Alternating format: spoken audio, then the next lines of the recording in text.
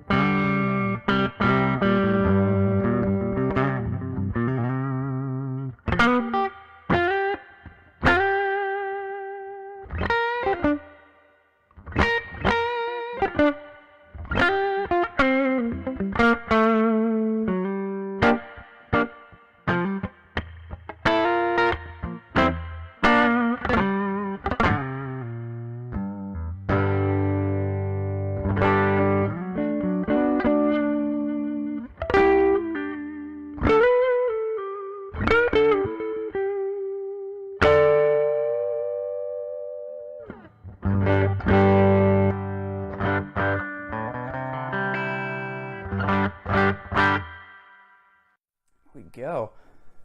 I have not played guitar in a little while, so I'm just gonna apologize for that ahead of time. Like the out of phase. Yeah, these were like that. Anyways, yeah, great sounding guitar, right? Nice, clear, articulate, everything you would want out of a golden era Gibson guitar.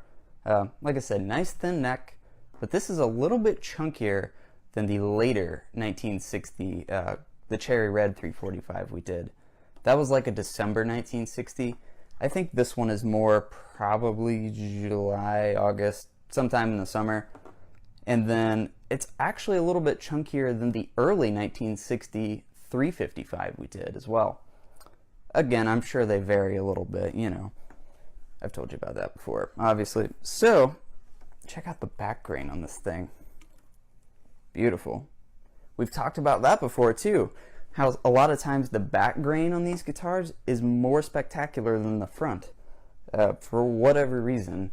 The only exception to that we've had was the I guess the Switchmaster had a nice top on it, and the 355 had a really nice top. That was really curly. But yeah, I mean, just a great guitar. Original frets, they feel great, got a lot of meat on them.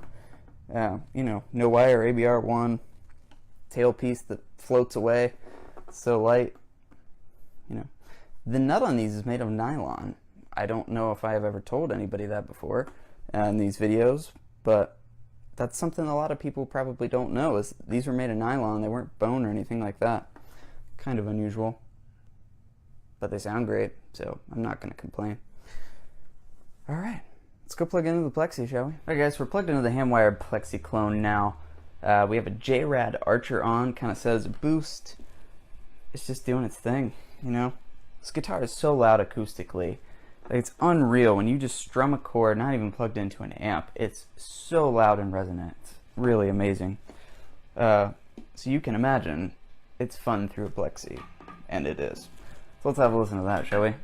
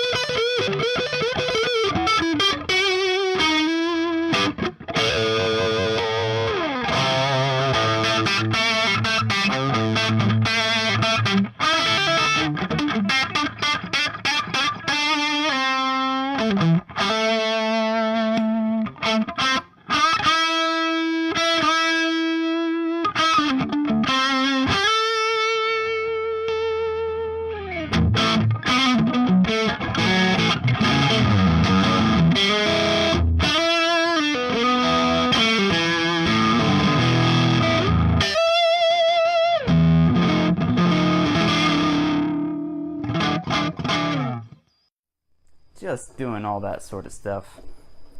Beautiful guitar, guys. And did I mention it's clean? Because it's clean. You know, just the way you want a vintage Gibson guitar.